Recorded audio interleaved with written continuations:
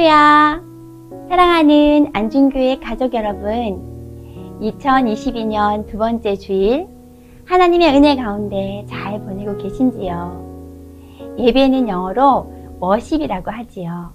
이 단어는 was, 가치와 ship, 신분이라는 두 개의 단어가 합성되어 있습니다.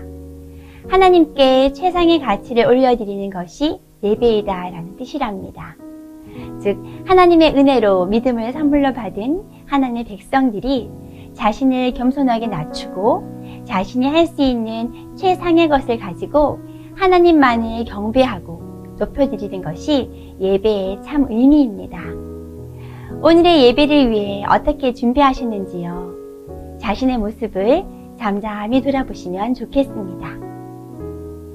하나님께서는 나의 찬양과 감사를 어떻게 받으셨을까요? 하나님께 올려드릴 신앙의 고백을 담은 찬양과 감사의 내용이 무엇이었는지 기록을 남겨보시면 어떨까요? 다음으로 오늘 하나님께서 받으실 만한 온전한 봉헌을 하셨는지요? 하나님께서 부족함이 있으셔서 우리에게 물질을 받으시는 것이 아닙니다. 하나님께서 헌금을 하게 하신 근본적인 이유는 헌금하는 사람의 마음을 원하시기 때문입니다. 그리고 그 마음을 받으시고 다시 복을 주시기 위함이지요. 즉 헌금은 물질을 초월해서 하나님과 교제를 하며 하나님의 복을 누리는 하나의 방편인 것입니다. 오늘 하나님께서 주신 말씀은 무엇이었나요? 제목과 성경을 적어보시고 그 말씀을 통해 하나님께서 주신 감동이 무엇이었는지 기록해 보시면 좋겠습니다. 오늘 주일 설교는 요한복음 13장 21절부터 30절까지 말씀으로 괴로움이라는 제목의 말씀이었습니다. 예수님께서 심령이 괴로워 증언하여 이르시되 내가 진실로 진실로 너희에게 이르노니 너희 중 하나가 나를 팔리라 라는 말씀을 하십니다. 천지 만물을 주관하시는 하나님의 아들 예수님이 심령이 괴롭다고 하셨습니다. 그건 자신을 배반하고 돌아사는 제자 가룟 유다에 대한 안타까운 사랑 때문이었을 것입니다. 제자 가룟 유다에게 많은 기회를 주셨지만 그는 마음을 돌이키지 않았고 마귀에게 생각과 마음을 다 내어주고 말았습니다. 예수님 안에 내주에 계신 성령님의 말할 수 없는 통곡과 또 탄식 소리가 제 마음에도 들리는 것만 같았습니다. 결국 가룟 유다는 영혼의 어두움, 하나님과 단절된 지옥의 밤으로 떨어지는 비참한 최후를 맞게 됨을 보게 됩니다. 나는 성령을 쫓아 순종하며 구원받은 하나님의 자녀답게 살고 있는가? 내 안에 계신 성령님께서는 나의 삶의 모습을 보며 기뻐하실까? 아니면 안타까워하며 탄식하고 계실까? 돌아보게 되었습니다.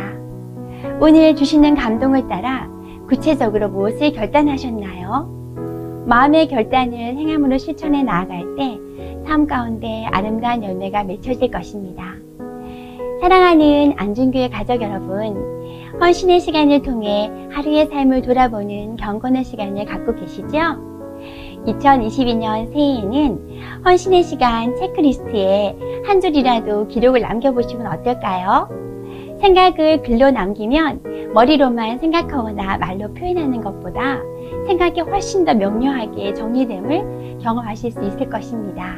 또한 우리의 삶 가운데 하나님의 인도하시는 섬세한 손길을 경험할 수 있을 것이며 우리의 영성 생활에도 큰 유익이 될 것이라고 확신합니다.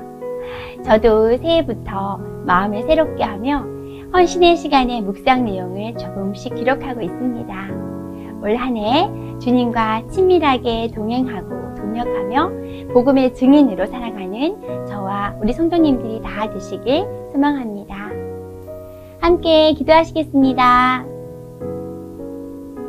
사랑과 긍휼이 풍성하신 하나님 아버지, 허물 많고 연약한 저희들을 하나님의 자녀로 삼아주시고 하나님을 예배하는 자로 세워주심에 감사를 드립니다. 하나님의 계획이 이루어지기까지 한 영혼도 포기하지 않으시고 끝까지 품고 사랑하신 예수님의 사랑을 본받아 발꿈치를 드는 것이 아니라 허리에 수건을 두르고 낮아져 섬기는 우리 모두가 되기를 소망합니다. 한 주간 세상 속의 그리스도인으로 삶의 예배자로 이제 나아갑니다. 복음을 부끄러워하지 아니하고 하나님의 나라를 삶 속에서 증명해 보일 수 있는 복음의 생명력이 흘러 넘치는 우리 성도님들이 다 되게 하여 주옵소서. 이 모든 말씀 길이요 진리요 생명이신 예수님의 이름으로 기도드립니다. 아멘.